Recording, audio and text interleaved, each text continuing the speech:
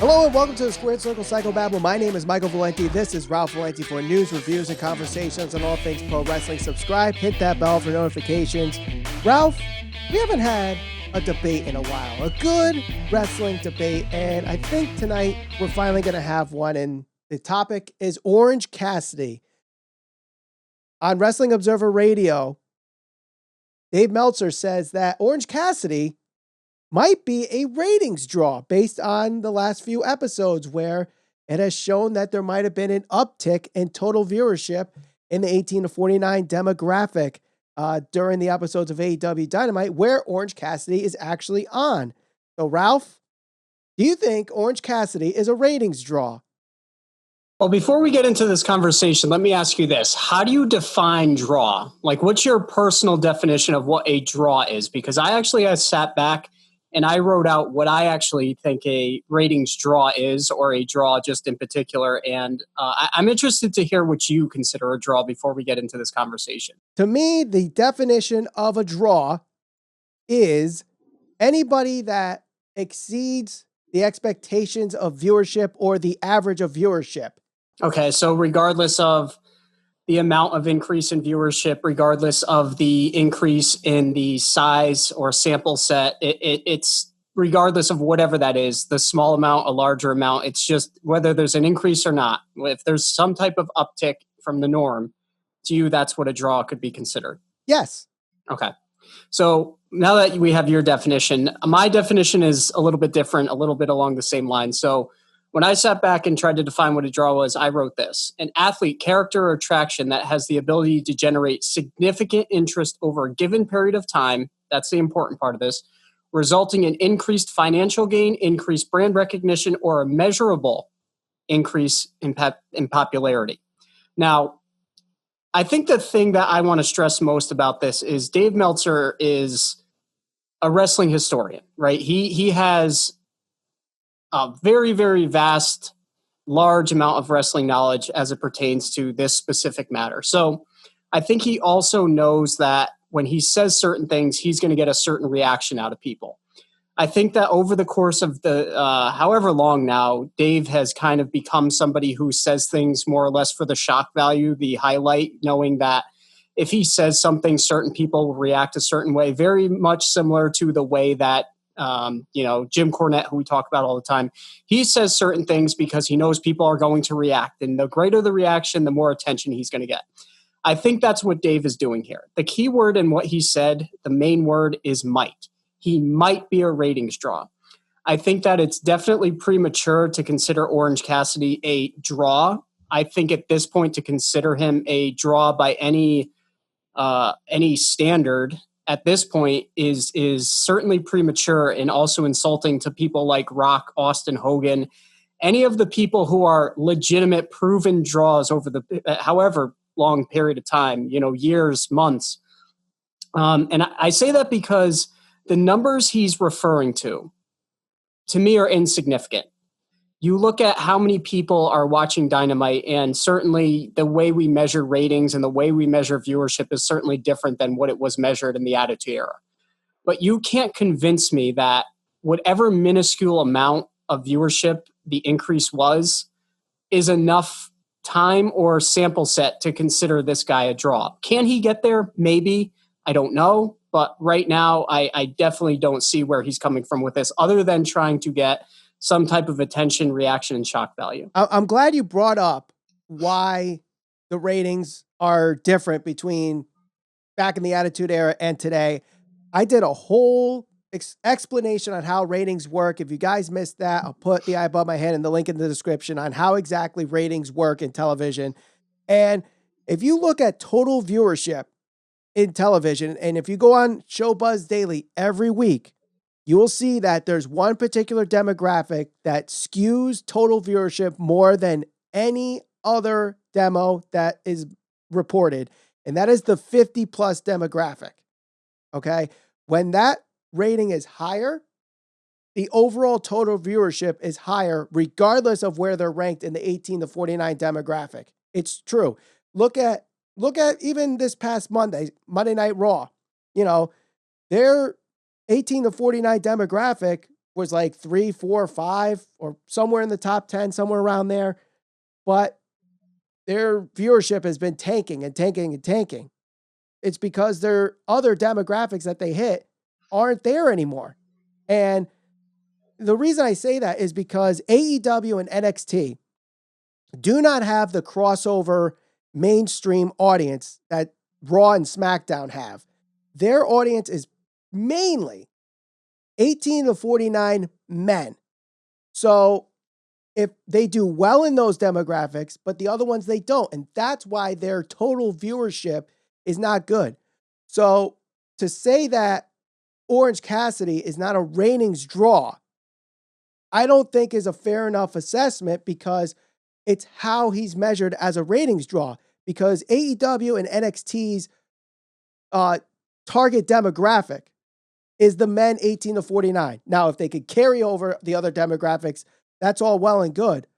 But to say that Orange Cassidy, when he's on, draws in more viewers to AEW Dynamite than it does NXT, that's a win for AEW. It doesn't matter what Raw and SmackDown do, because that's not the conversation right now. But you bring up these other numbers, significant amount. That was your word, right? Significant amount.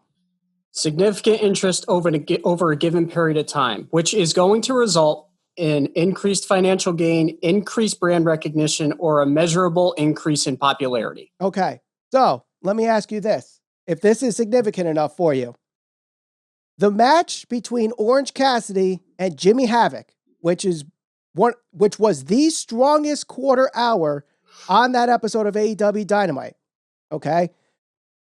On YouTube, where they put all the clips on there from AEW Dynamite, that week, that video has 313,000 views, which is the most in that week's episode. The second most is Dustin and Kip Sabian with 162,000. So nearly double the second most viewed video from that episode. The Bubbly Bunch and MJF were both on that episode, and they had 60,000 and 56,000 views, respectively. That's pretty significant, if you ask me.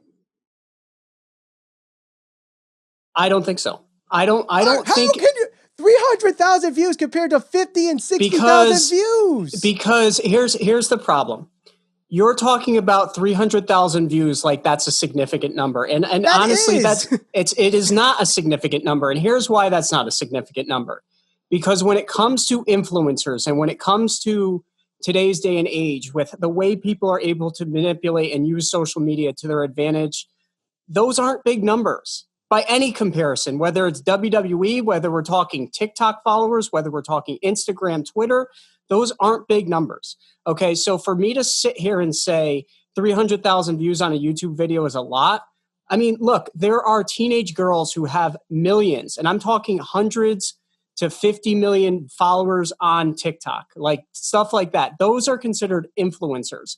If you want to talk about people that influence are going to be game changers, there's certain things that come to mind. Moving the needle, pushing merchandise, things like that. Like people who are going to change the industry.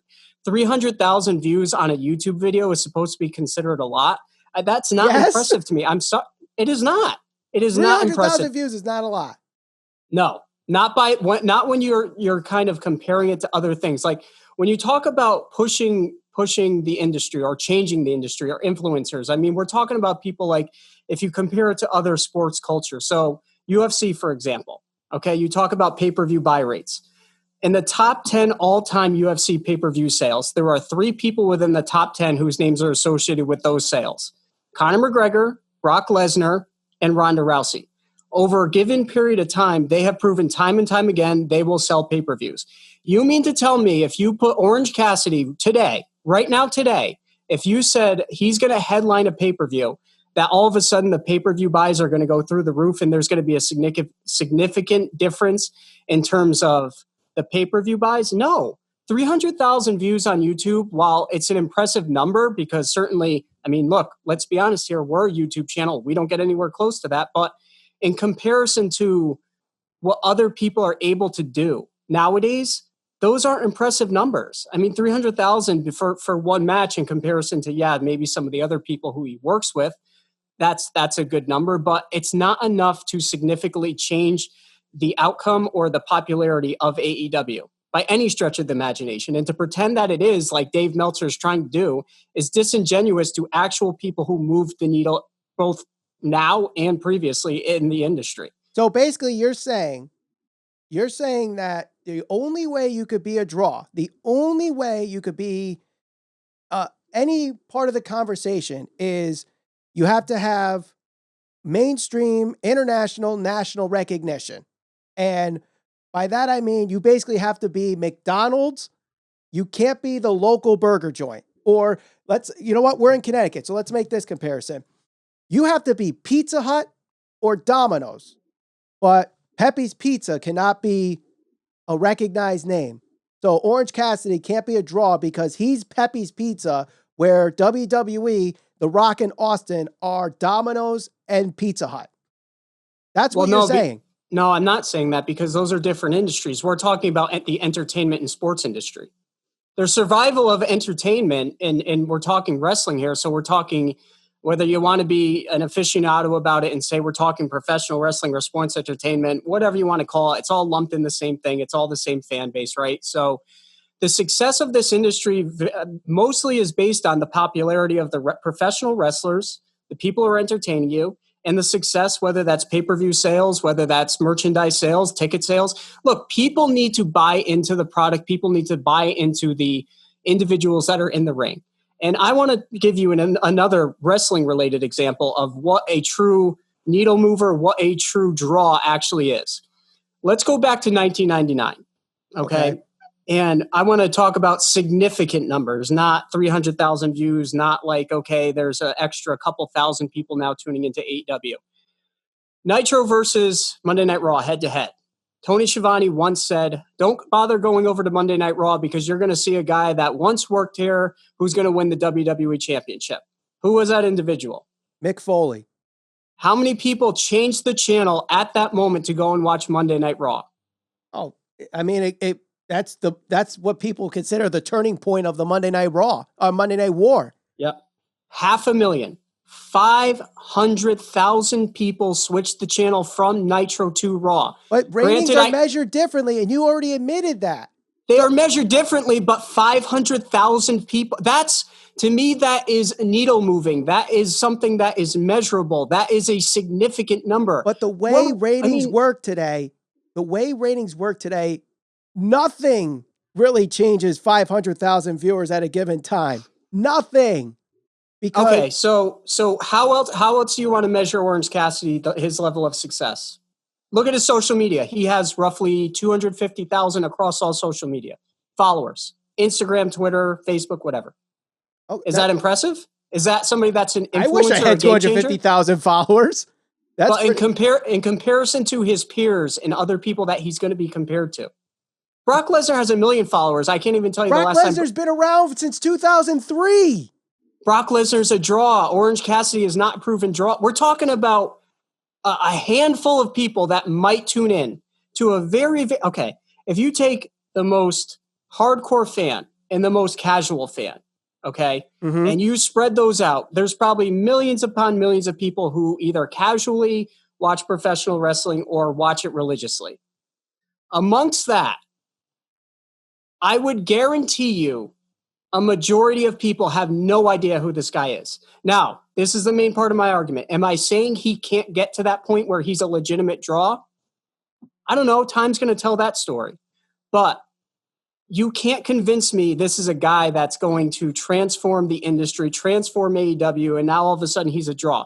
Dave Meltzer's saying this because he wants this reaction out of people, because he knows that Jim Cornette's in the world and people are going to pick up on this and go absolutely berserk, because if this is what a true draw is nowadays, a game changer, somebody that's going to revolutionize the industry because that's what draws do, then how far have we fallen from what an actual draw is? I mean, Chris Jericho to me is their best opportunity at going mainstream and being a draw because it's proven. I mean, we're talking about 2 weeks in a row where there was a slight uptick in views, and because he's got 300,000 views where he face planted with his hands in his pockets. Like, are we serious?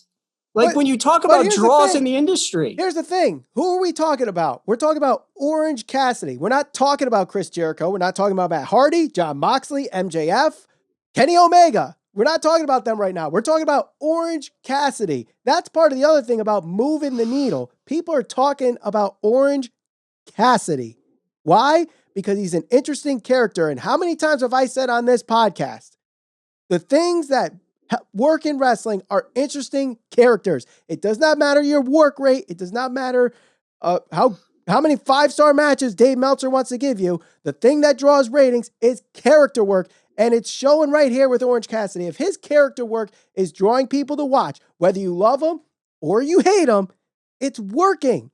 Now, yes, I will say time will tell whether or not things are going to be a definite draw for him. But right now, given their roster, given what they've done the last month and a half, and showing that every time he's on, there's an uptick in viewers, that's got to say something. There's something there. It's not exactly 500,000 viewers like you're saying, but it's something. And something that just started in October of 2019. We're talking, 7 months ago? Something 7 months ago. Obviously, there's shows that don't draw those kind of ratings after the first 7 months. I think there's something there. Now, I think there needs to be some further testing and put him on more and more and more and see if this thing continues. But to just negate it because it's not The Rock or Austin or Mick Foley turning 500,000 viewers in 1999, I think that doesn't work for me, because the way ratings work today is completely different than the way they did back in 1999. They are. There's other metrics. People don't watch television the way they do anymore. They're watching on YouTube, which I've shown to you that more people watch Orange Cassidy on All Elite Wrestling's YouTube channel than other segments that include Jericho, that include MJF and Jon Moxley. So, yes, I will agree with you that time will tell. But given this sample size that we have right now, you have to admit there's something there, and Orange Cassidy is somewhat of a draw. He's somewhat of a draw, but what I'm suggesting to you is, sure. You can run whoever you want in a local gym somewhere, and let's say they normally get 100 average people to go watch the show, and somehow there's some guy that goes there, and now all of a sudden they're up to 200 or 250 people. I'm not suggesting that he's not a draw. I'm simply suggesting that the way that Dave Meltzer is, what he's almost suggesting by saying the word draw, like there's guys that have been proven draws, and to suggest that, this is a guy that right now, based on the sample set we're talking about, is going to be somebody that is going to more or less kind of change the industry, or, using even the term draw. If he had said, look, what we know at this point is Orange Cassidy has been on a couple of times, and the viewership when he's on indicates that there's an uptick. But to use that term draw, in an industry where that word specifically is related to guys like Rock, Austin, true guys that change the industry, true people that are game changers. But we're not saying he's a game changer. We're just saying he's a ratings draw right now. He is a ratings draw. An insignificant draw. The numbers are insignificant. They're not impressive. Because you're comparing them to the numbers of 1999. It's so much different now. I'm not comparing the numbers to 1999. I'm comparing the numbers across social media and across pay-per-view buys and across everything else, where people now in this day and age, whether it's social media, whether it's pay-per-view buys, whether it's t-shirt deals, whether it's sneaker sales, there are people that are influencers in this world. Mm-hmm. On TikTok, on Instagram, on whatever social media platform. The minuscule increase that in the viewership and the ratings that you're talking about is at this time nothing impressive. There's nothing They should not put all their eggs in one basket on 2 weeks worth of data where it went up by a couple of thousand people or however many it was. Let's say it was 20,000 people. It went up 20,000 people. That's the difference between them winning and losing the Wednesday Night War with NXT. Yeah, WWE's third brand show. But that's who they're competing against on Wednesdays. That's the thing. You can't compare to what they're doing on Monday and Friday because they're not on that show. Who do you want me to compare him to? I compared him to Brock Lesnar. You said he works for WWE. I compared him to a true needle mover, a true person who's proven to sell pay-per-views and be an absolute megastar in Conor McGregor. That wasn't good enough. So what do you want me to compare him to? His social media followers, he has hardly any. So what? 2 weeks where one wasn't a match, one he was a manager. So how Jimmy Havoc, wasn't he in both those weeks too? He was. So how do we know Jimmy Havoc isn't the draw? Why is it Orange Cassidy? Because Dave Meltzer said so? That's a good question. But I'm just saying, just to let you know, in that video that I told you about where he got 313 views, which almost doubled any other video from that week's episode, Orange Cassidy is the first name on that title and the only name on that title, but the video starts with Orange Cassidy or will Orange Cassidy wins the debut match, whatever the actual title of the video was. So, okay. So go ahead, go finish. So what I'm saying is, in that case, that's how we know the difference between like Orange Cassidy and Jimmy Havoc. So I think they could have said, does Jimmy Havoc beat Orange Cassidy? And maybe you could have an argument, but there it's, does Orange Cassidy win his debut match? So obviously people are watching for Orange Cassidy. Here's the other thing. Have you been looking at our community page recently on our YouTube channel? Of course I look at it. Okay. So if I didn't look at it, I'd be a pretty shitty partner of yours. Okay. So you saw the poll that I put up. What happens if Orange Cassidy's on AEW Dynamite? People are the people that watch our show watch. Yes. Yeah. 91% say they will stay tuned if Orange Cassidy's on. 9% said they will change the channel. So that's not even people saying they are admitting they like Orange Cassidy. Right. They're just admitting that they stay tuned because that's what I call the Howard Stern effect. Yep. I want to see what he'll do next, regardless if I love him or hate him.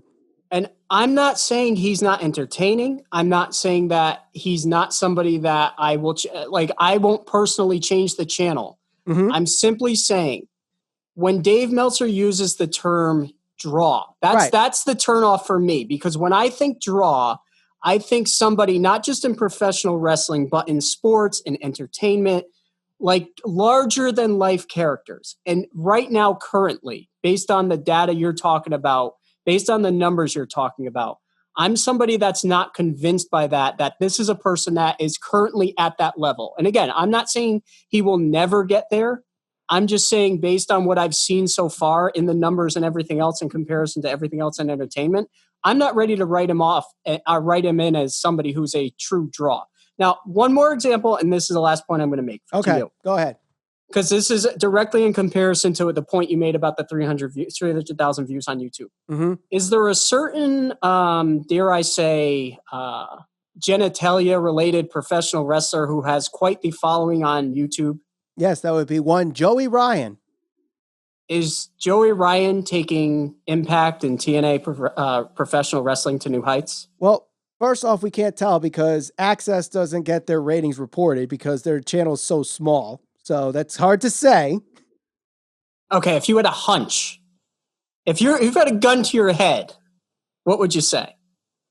You think he's reinventing TNA Impact Wrestling?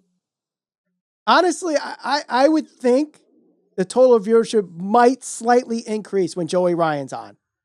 I think, but honestly, I can't. Would you call him a draw? Would I call him a draw? If he is increasing viewership, that is what a draw is. If he helps increase viewership, which then leads to increased profit, that's a draw. I mean, yes, is he a main eventer? Is Orange Cassidy a main eventer? No, they're not. But there's 2 hours worth of programming for AEW Dynamite. And if his quarter hour consistently continues to bring in more viewers, that's a ratings draw. by the exact definition of what a ratings draw is. He's bringing in more viewers. It's as simple as that. Well, I guess we're going to have to agree to disagree because I think we have different definitions of what a draw is. Right. I mean, I get your argument. You're trying to say if he's not, the big name on the marquee that's selling all the tickets, selling all the merchandise, selling all the pay-per-views, then he can't be a draw. Which is true when you're the main eventer. But Orange Cassidy is not the main eventer, nor should he ever be. And I think a lot of people would agree with that. But I think at this point, for his role is to keep viewers there. And if not, maybe increase the viewership. And right now, he is doing that. Can you at least agree to that? Sure. I mean, if there's numbers there to support it, whether it's 10 people, 20 people, 1,000 people, 20,000, he's increasing the viewership, which is the point. So he's a draw to a certain extent. I just would, I think the definition of a draw is a little bit different than maybe what Dave Meltzer is kind of referring to. But again, I really do believe that Dave is saying this because he thinks he's going to get a reaction out of somebody much more famous and a much larger following than somebody like myself has. So we shall see. I'm sure that it will eventually get to somebody who is much more prominent and well-known within the wrestling industry, and that will go up on YouTube, and Dave Meltzer will be replying to people on Twitter at some point. Yep. Well, here's the thing. I'm pretty sure either Friday or Tuesday. Is it Tuesday those episodes go out? I think it's Tuesday. Either next Tuesday or this coming Friday, a certain man with a wealth of wrestling knowledge, with a tennis racket and a potty mouth, will probably be talking about it. And I'm excited to hear his response with it. So, all right, I'm going to put a poll above my head. Vote now. Do you think Orange Cassidy is a ratings draw? Comment below why you think or why you don't think he is. And share this all over social media. We're on Facebook, Instagram, and Twitter, SCPV Podcast. For news, reviews, and conversations on all things pro wrestling, subscribe. Hit that bell for notifications. For Ralph Valenti, my name is Michael Valenti. Thank you for watching the Squared Circle Psychobabble.